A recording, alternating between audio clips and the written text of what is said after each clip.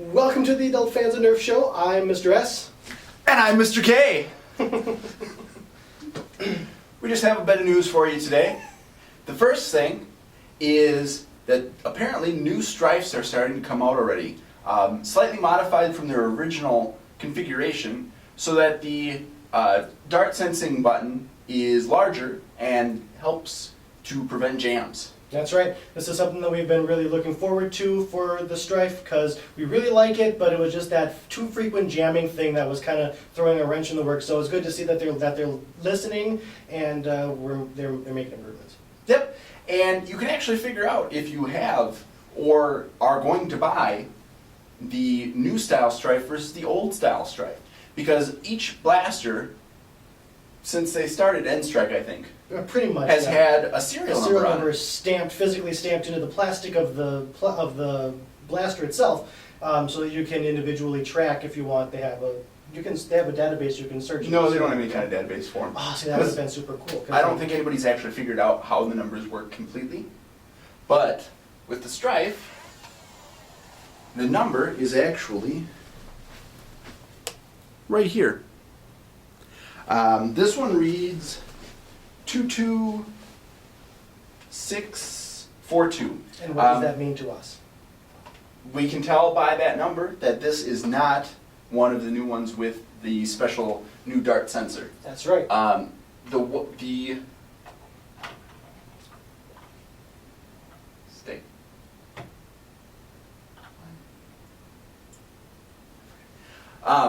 The new ones have a letter at the end of the serial number. So far, the ones that have been cited are A and B, and those are sure to have the new style dart sensor. And you can actually figure out, before you even open the package, whether it is one of the new ones or one of the old ones. That's right, because Hasbro is actually smart about things, and to prevent you from having to buy multiple, to make sure you get the right ones, they put the serial number on the box. Yep. So you can actually look at the box and figure out if you're going to be buying a new style or a new version or an old version. Exactly. So we're looking forward to that. Absolutely. All right. And other similar news, we found out about one of my favorite little guys here. The Alpha Trooper is finally going to be getting its Elite Makeover, and that should be hitting U.S. shelves on May 15th. Now, I know the original Alpha Trooper came with the 18-round barrel clip, but the Elite one comes with the 12-round straight clip. So and no stock. And no stock. So it looks like this when you get it. Except for blue with the white stripe. Even better. The Elite Alpha Trooper is actually already out in Europe and the UK. As far as we know, it is available in most places over there. We're the last ones to get it. Unfortunately, it could be Target or it could be Hasbro wanting to delay it, but who really knows? Who knows? But we did get our hands on the new Elite barrel brake. Not to be mistaken by what some of us thought we were going to get in an Elite makeover, complete overhaul of the barrel brake. This is just an aesthetic change. It is the same old guy, just a new skin to him. But one thing that I've noticed is my biggest complaint about the barrel brake is that the darts, if you forgot that it's loaded and tried to break it, it almost killed your sonic darts. Well, the Elite darts don't have as rigid of a top, and the posts don't go in as far, so it's actually pretty easy comparatively to get those darts out of there. Less short-term damage to the darts, but I wouldn't recommend doing too much because it can cause long-term warpage. Absolutely. And another thing to notice, besides the fact that it comes with Elite darts, is it does not come with the neat tactical rail dart holder. That's sad to me because they omitted that accessory, but they kept the price point the same. Absolutely. It came out with the original N-Strike color, it came out with the Sonic Green color, but unfortunately not with the Elite version. We don't know why, all we know is that's just the way it is. Yep, probably due to plastic costs. Probably. So that's it, all we have for the news today. Today in our review portion, we're going to be talking about the Snapfire 8. All right, on to the review. Here I have the newest tool, there we go, in the dart tag arsenal. This is the Snapfire 8. It's got a They're actually pretty nice carousel. I like the carousel. You can rotate it any which way, and it's got like a slip gear on it or something. It's cool. Aesthetically, I really enjoy this blaster. The handle is really good for adult hands. It's not quite as stubby as a lot of the other ones. Absolutely. It makes it a little bit easier to handle it overall. Makes it a little bit more accurate. Yep. It's got this knobby here. And the knobby here is kind of where I start to lose it a little bit. I really don't understand its functionality. Yeah, you can change it from power to speed, and since this has the unique new all-in-one action, you can say, there's no priming or anything to it. You literally just pull the trigger and it fires. It's everything that I didn't expect the blaster to do that started getting me upset about it. Not saying that it's a horrible blaster by any means, it's just awkward. Yeah, I would say so. So you can change it from speed to power, power to speed, just by twisting this thingy. And it's got a, see if you can see that, it's got a little meter here that when you turn it, it goes up or down.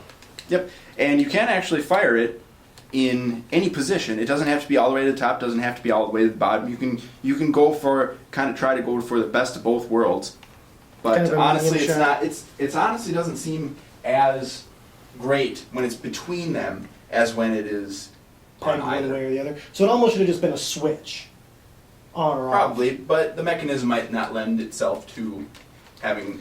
So been here on we a are, switch. we're all the way down on power. So what this is supposed to mean is that the dart is going to come out of the barrel faster or harder. The power is supposed to give the dart more power. The speed is supposed to allow you to pull the trigger faster. Okay, so what that means is basically the amount of tension that's on the trigger and how hard it is to pull it back. I expected the trigger pull on this to be like a straight back trigger pull like you're used to on most of your blasters. It doesn't. There's a pivot point right in the middle here, and when you pull on the trigger, it rotates up like a hinge almost. And it's a little uncomfortable. It does fire a little awkwardly. We'll actually give it a couple of shots here on power. Yep, and when you it's supposed to work by you sacrifice speed for power or power for speed. One thing that I will note about this blaster and how it fires, I'm going to hold down the trigger and the dart doesn't fire. It's really weird to me. I'm used to the dart releasing on the trigger pull, but it doesn't actually release the dart until you let go of the trigger.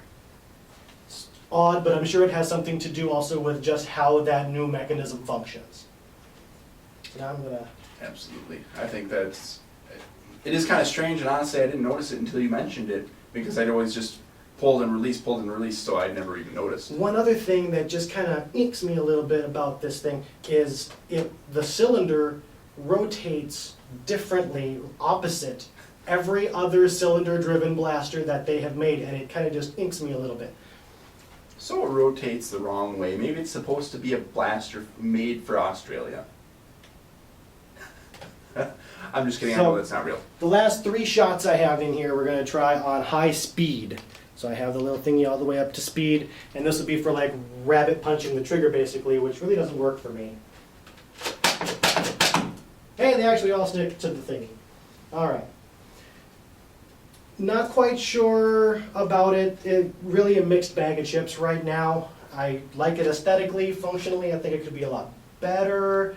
But it is kind of a new kid on the block. This is something that we've never seen before. Yep, it's a new technology. It's something for them to basically test out and see on a larger market how it works out overall.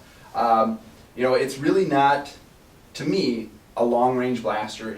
On the power setting, it does work on a better range than the speed setting. Speed setting is kind of wimpy, but it is a quick and accurate blaster. After hanging onto it, after blasting a couple of darts out, I found myself almost always getting the same grouping,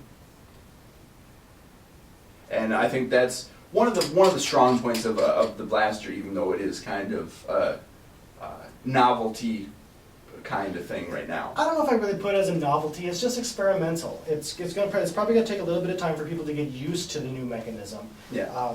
and probably a little bit more time for it to actually come into its own if they decide to utilize it more. It is a great idea, and I do push for innovation, so I'm not gonna dislike it. Like I said, it's just the things that I didn't expect the blaster to do that lead me to think it needs improvement. But that's the Snapfire 8. All in all, for a pistol, it's good, because you don't have to worry about priming it. It is multi-shot. It does have some good functionality to it. Younger kids probably will have a hard time with it. Yeah, it does pull hard. It does pull hard. Even on the speed setting, you do have to really pull it back. You can probably two-hand it if you're a smaller kid. Maybe, I don't know. Maybe. I have fat fingers compared to a child, so maybe Yeah. it'll be easier. We just need to have your son try it. Yes. I don't know, that's the Snapfire 8. It's pretty cool, pick it up. It's not an exclusive anywhere, is it? Toys R Us exclusive, It because is all Toys R Dart Us. Take is Toys R Us now. That's right, I forgot that happened. Yep. All right. Same with Barrel Break, So, Toys R Us only. yes, that's right, Toys R Us exclusive for the Barrel Break and Toys R Us exclusive for the Snapfire 8. So go check it out and keep on nerfing.